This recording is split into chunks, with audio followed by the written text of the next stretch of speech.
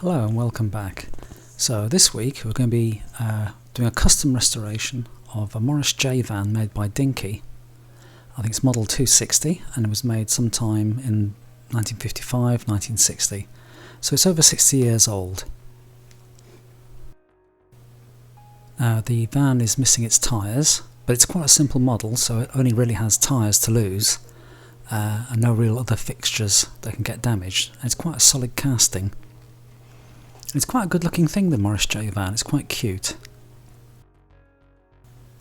Now not a lot of people have realised that the Morris J van has a place in science fiction cinema.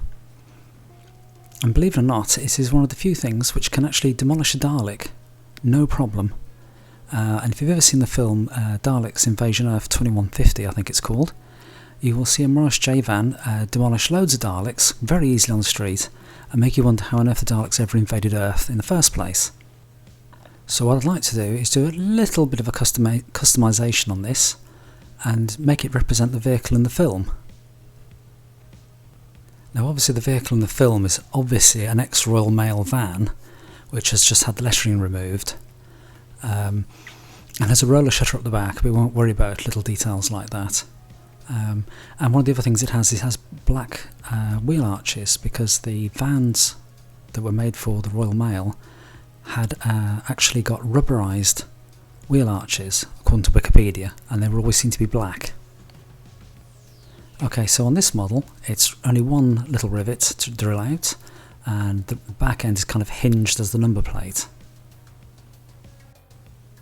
Now I would have included a clip here of the Morris J van actually taking out Daleks from the film, but I'm not quite sure about how I would stand with copyright strikes, etc. So all I'll do is I'll put a link to a trailer in the description, and you can have a look at that if you like. Now as you can see, the base plate of the vehicle is just very simple. Upturned sides to pass the axle through, and it just has the basic details of the vehicle. You can see number 260 on the bottom. And I think it was a bit bent when I was trying to... some damage that occurred to it, so it was a bit bent when I was removing it, so I had to give it a bit of a twist to get it off. Okay, so I'm just going to put a single screw in the rivet post at the front, and I'm just going to drill that out. And it's a very quick process.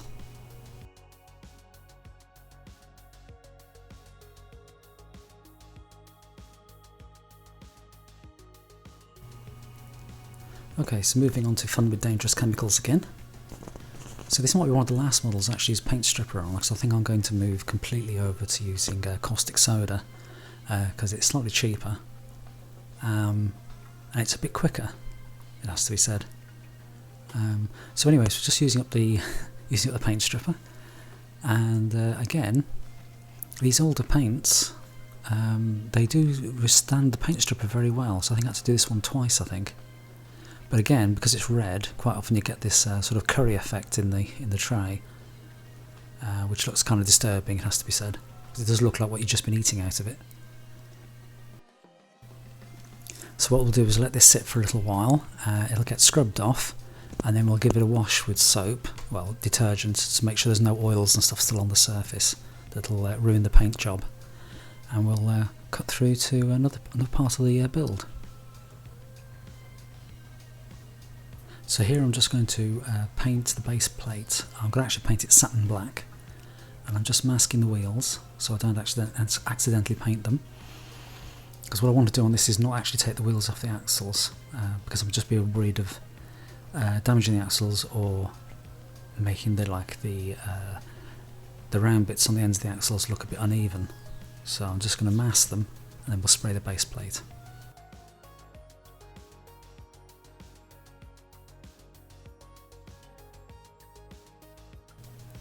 Okay, so here now what we're going to do is use the rotary tool with a brass brush or fine steel brush just to remove the remaining bits of paint, and also just to give the surface a bit smooth it up and make it a bit shinier, get rid of the oxidation.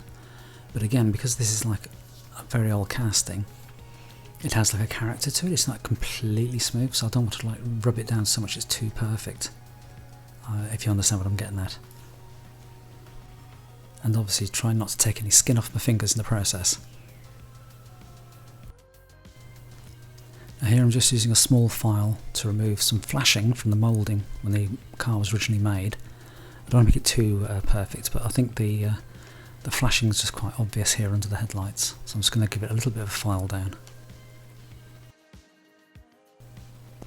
Okay, now I'm just giving it a final bit of buffing, and I think we're ready to go for priming.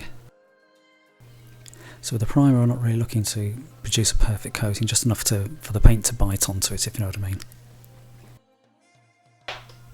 And here I'm just spraying on a coat of gloss cherry red paint from a rattle can, which should be good enough for the job.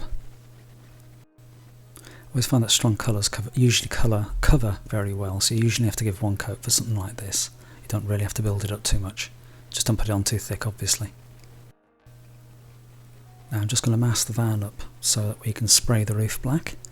Now in practice I'm not entirely sure that was actually a feature of the Royal Mail vans. I think this might have been something that was just easier for Dinky to do in their production, because really speaking it should be the mudguards that should be painted black.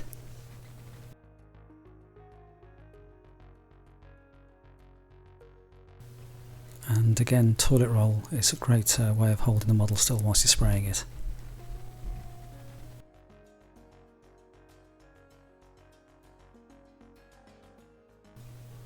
Okay, so we're just taking off the masking tape to look at our nice black rectangle on the roof.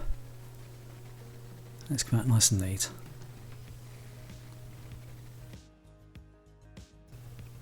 Oh, the Daleks have heard that the van's here. Now, before anyone starts leaving comments, I know they're the wrong type of Daleks. They're not 60s Daleks, but I just thought it looked good for fun. Anyway, so this is our basic red and black paint job. Right, so again we're going to be using Vallejo aluminium, which is very good for doing your chrome work with. There's not a whole load of chrome work on this, it's just the bumpers, the grille and the headlights. Now Royal Mail was so fond of red paint that it wouldn't surprise me if they'd even painted all the chrome work over with red paint in real life. But anyway, I think it looks quite nice.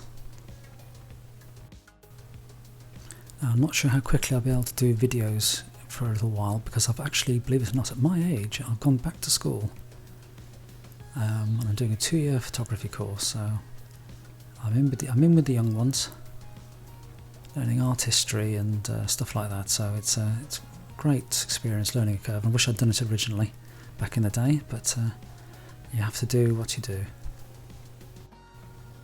Now I realised that the chrome work on the original model is really just a line across the front of the bumper. I'm probably painting too much bumper there. Right, so our next step is we're going to paint the black wheel arches, which would have been rubberised on the Royal Mail vans. I'm just using Tamiya gloss black paint to do that, because I think it's just easier to hand paint it as it is to spray it, because of getting that complicated curve masked properly I think would drive me insane. So it's just easier just to use a brush, and also in a way I think it also kind of would give a little bit of texture to the fact that it wouldn't actually be a metal component on the van.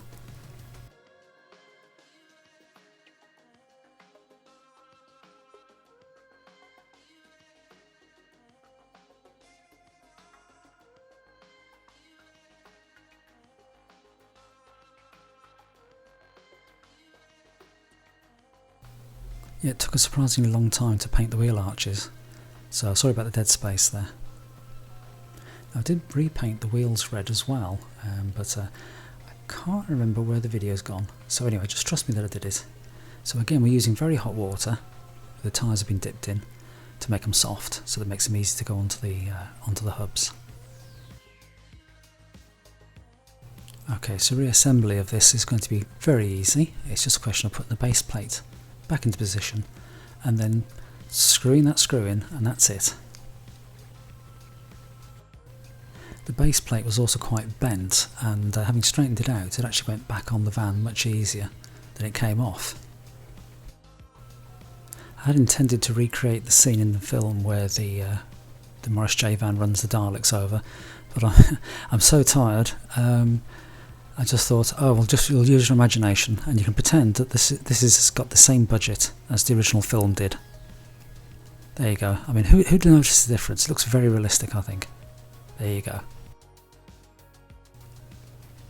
Right, well here it is in all its glory, escorted by a couple of Daleks, and I know they're the wrong type of Dalek. They're not 60s Daleks, but let's just go with it. Okay, so hopefully you enjoyed that, and if you did, and if you'd like to leave a comment or a like, that would be great. And if not, it's a free world. Okay, so I'll see you in the next video. Thank you.